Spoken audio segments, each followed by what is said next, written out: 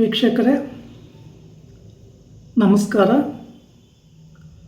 ನಾನು ನಿಮ್ಮ ನಾಗರಾಜ್ ಚೋಳು, ಪ್ರಖ್ಯಾತ ಜ್ಯೋತಿಷಿ, ವಾಸ್ತು ಹಾಗೂ ಸಂಖ್ಯಾಶಾಸ್ತ್ರಜ್ಞರು ಮಾತನಾಡ್ತಾ ಇರ್ತಕ್ಕಂಥದ್ದು. ವೀಕ್ಷಕರೇ, ಇವತ್ತಿನ ಸಂಚಿಕೆಯಲ್ಲಿ ಮೀನರಾಶಿಯವರ ಸೆಪ್ಟೆಂಬರ್ ತಿಂಗಳ ಗೋಚಾರ ಫಲಾಫಲಗಳು ಮತ್ತು ಪರಿಹಾರಗಳ ಬಗ್ಗೆ ತಿಳಿಸ್ಕೊಡ್ತಾ ಇದ್ದೇನೆ. ಮೀನರಾಶಿಯವರಿಗೆ ಗುರುಬಲ ಇದೆ, ತುಂಬ ಉತ್ತಮ. ಕೆಲವೊಂದು ಕಾರ್ಯಗಳಲ್ಲಿ ತುಂಬ ಅನುಕೂಲ ಆಗ್ತದೆ.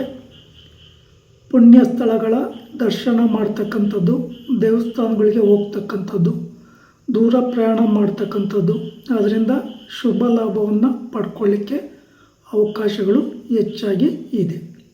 ಆದರೆ ನಿಮ್ಮ ಜನ್ಮ ರಾಶಿಯಲ್ಲಿ ಶನಿ ಭಗವಾನರು ಸ್ಥಿತರಾಗಿರೋದ್ರಿಂದ ಕೆಲವೊಂದು ಒಳ್ಳೆಯ ಅವಕಾಶಗಳು ಕೈ ತಪ್ಪುವ ಸಾಧ್ಯತೆಗಳು ಇರೋದರಿಂದ ತುಂಬ ಹೆಚ್ಚಿನ ಜಾಗರೂಕತೆಯನ್ನು ವಹಿಸಬೇಕಾಗುತ್ತೆ.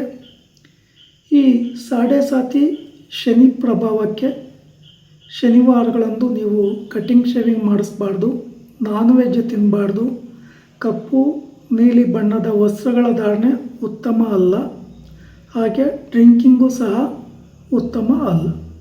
ಶನಿವಾರಗಳಂದು ಶನಿ ಭಗವಾನರಿಗೆ ಬನ್ನಿಪತ್ರೆ, ಬಿಲ್ವಪತ್ರೆ, ಎಳ್ಳೆಣ್ಣೆಯ ಬತ್ತಿ, ಪೂಜಾ ಸಾಮಗ್ರಿಗಳೊಂದಿಗೆ ದೇವಸ್ಥಾನಕ್ಕೆ ಹೋಗಿ ದೇವಸ್ಥಾನದ ಹೊರಗಡೆ 8 ಸುತ್ತು ಶ್ರದ್ಧಾಭಕ್ತಿಯಿಂದ ಕೈ ಮುಗಿದುಕೊಂಡು ಪ್ರದಕ್ಷಿಣೆ ಹಾಕಿ ಈ ಸಂದರ್ಭದಲ್ಲಿ ಓಂ ಶಂ ಶನೇಶ್ವರಾಯ ನಮಃ ಈ ಸ್ತೋತ್ರವನ್ನು ಜಪಿಸಿ, ದೇವಸ್ಥಾನದ ಎದುರಲ್ಲಿ ಅಗ್ನಿಕುಂಡ ಇದ್ದರೆ ಎಳುಬತ್ತಿಯ ದೀಪಗಳನ್ನು ಹಚ್ಚಿ ಇತರೆ ಪೂಜಾ ಸಾಮಗ್ರಿಗಳನ್ನು ದೇವಸ್ಥಾನದಲ್ಲಿ ಕೊಟ್ಟು ಪೂಜೆ ಮಾಡಿಸ್ಕೊಳ್ಳಿ.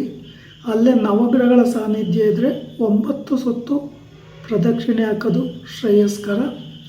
ಈ ಸಂದರ್ಭದಲ್ಲಿ ಓಂ ನಮಃ ಸೂರ್ಯಾಯ ಸೋಮಾಯ ಮಂಗಳಾಯ ಬುಧಾಯ ಚ ಗುರು ಶುಕ್ರ ಶನೇಭ್ಯಶ್ಚ ರಾಹುವೇ ಕೇತುವೆ ನಮಃ ಈ ಸ್ತೋತ್ರವನ್ನು ಜಪಿಸಿ ಪೂಜೆಯನ್ನು ನಿಂತುಕೊಂಡೇ ಪೂಜೆ ಮಾಡಿಸೋದು ಬಹಳ ಉತ್ತಮ.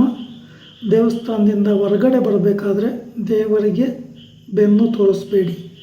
ಅನಂತರ ಯಾವುದಾದ್ರೂ ಆಂಜನೇಯ ದೇವಸ್ಥಾನ, ಈಶ್ವರನ ಸಾನ್ನಿಧ್ಯ, ಅಯ್ಯಪ್ಪ ಸ್ವಾಮಿ ಮಂದಿರ, ಮಹಾಕಾಳಿ ದೇವಸ್ಥಾನಗಳಲ್ಲಿ ಪೂಜೆಯನ್ನು ಕೊಡ್ಬೋದು. ನೀವು ದಿನನಿತ್ಯ 8 ಸಲ ಹನುಮಾನ್ ಚಾಲೀಸ್ ಪಾರಾಯಣ ಮಾಡೋದ್ರಿಂದಲೂ ನೆಗೆಟಿವಿಟಿ ಕಡಿಮೆ ಆಗ್ತದೆ. ತುಂಬ ಹೆಚ್ಚಾಗಿ ಯಾರನ್ನೂ ನಂಬಿ ವ್ಯವಹಾರ ಮಾಡೋಕ್ಕೆ ಹೋಗಿ ತೊಂದರೆಗೆ ಸಿಲುಕಬೇಡಿ. ಯಾರದೋ ಮಾತು ಕೇಳಿ ಅಲ್ಲಿಯೂ ಸಹ ಸಮಸ್ಯೆಗೆ ಸಿಲುಕುವ ಸಮಸ್ಯೆಗಳನ್ನು ಮಾಡ್ಕೋಬೇಡಿ.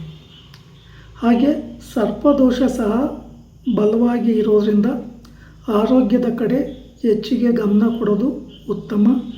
ಅಥವಾ ಶ್ರೀ ಕ್ಷೇತ್ರ ಕುಕ್ಕೆ ಸುಬ್ರಹ್ಮಣ್ಯದಲ್ಲಿ ಸರ್ಪ ಸಂಸ್ಕಾರ ಶಾಂತಿ ಹೋಮ, ಆಶ್ಲೇಷ ಬಲಿ, ನಾಗ ಪ್ರತಿಷ್ಠೆ ಮಾಡಿಸ್ತಕ್ಕಂಥದ್ದು ಬಹಳ ಒಳ್ಳೆಯದು.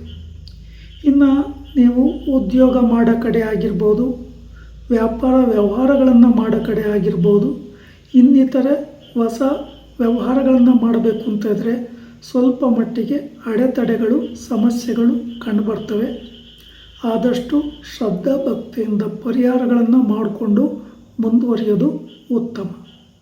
ನಿಮ್ಮ ರಾಶಿಗೆ ಪೂರ್ವ ಈಶಾನ್ಯ ಅಥವಾ ಉತ್ತರ ಈಶಾನ್ಯ ದಿಕ್ಕುಗಳು ಹಾಗೂ ಪೂರ್ವ ದಿಕ್ಕು ವ್ಯಾಪಾರ ವ್ಯವಹಾರಗಳಿಗೆ ಶುಭಪ್ರದವಾಗಿ ಇರ್ತದೆ. ಇಲ್ಲಿ ನಿಮ್ಮವರೇ ನಿಮಗೆ ಶತ್ರುಗಳಾಗುವ ಸಾಧ್ಯತೆಗಳಿರೋದ್ರಿಂದ ನಿಮ್ಮ ಸಹೋದರರೊಡನೆ ಯಾವುದೇ ಮನಸ್ತಾಪಗಳನ್ನು ಇಟ್ಕೋಬೇಡಿ. ಸಾಧ್ಯ ಆದರೆ ನಿಮ್ಮ ಮನೆ ಹತ್ರ ಏನಾದರೂ ಯಾವುದಾದ್ರೂ ಕಪ್ಪು ಹಸು ಬರ್ತಾ ಇದೆ ಅಂದರೆ ಆ ಕಪ್ಪು ಹಸುವಿಗೆ ಒಂದು ಬಾಳೆ ಎಲೆಯಲ್ಲಿ ಬೆಲ್ಲ, ಎಳ್ಳು, ಒಂದು 2-3 ಬಾಳೆಹಣ್ಣನ್ನು ನಿಮ್ಮ ಮನೆ ದೇವರ ಹತ್ರ ಇಟ್ಟು ಪೂಜೆ ಮಾಡಿ ಅದಕ್ಕೆ ತಿನ್ನಲಿಕ್ಕೆ ಕೊಟ್ಟು ಆಶೀರ್ವಾದ ತೆಗೆದುಕೊಂಬುದು ಸಹ ಶುಭಪ್ರದವಾಗಿ ಇರ್ತದೆ. ಆಂಜನೇಯನ ದೇವಸ್ಥಾನಕ್ಕೆ ಹೋಗಿ ಪೂಜೆ ಮಾಡಿಸಿ 8 ಸಲ ಹನುಮಾನ್ ಚಾಲೀಸ್ ಪಾರಾಯಣ ಮಾಡೋದ್ರಿಂದಲೂ ನಿಮಗೆ ನೆಗೆಟಿವಿಟಿ ಕಡಿಮೆ ಆಗ್ತದೆ. ಆದರೆ ದುಡುಕಿನ ನಿರ್ಧಾರ, ಗಡಿಬಿಡಿಯ ಅಲ್ಲಿ ಎಲ್ಲಿಯಾದರೂ ನೀವು ಫಾಸ್ಟಾಗಿ ಹೋಗ್ತಿದ್ರೆ ಆ ವಾಹನಗಳ ವಿಚಾರದಲ್ಲಿ ಜಾಗರೂಕತೆಯನ್ನು ವಹಿಸೋದು ಉತ್ತಮ.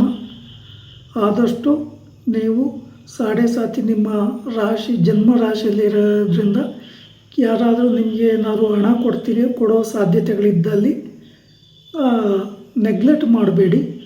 ಆದಷ್ಟು ಆ ಅವಕಾಶವನ್ನು ಸರಿಯಾದ ರೀತಿಯಲ್ಲಿ ಬಳಕೆ ಮಾಡ್ಕೊಬೋದು ಉತ್ತಮ.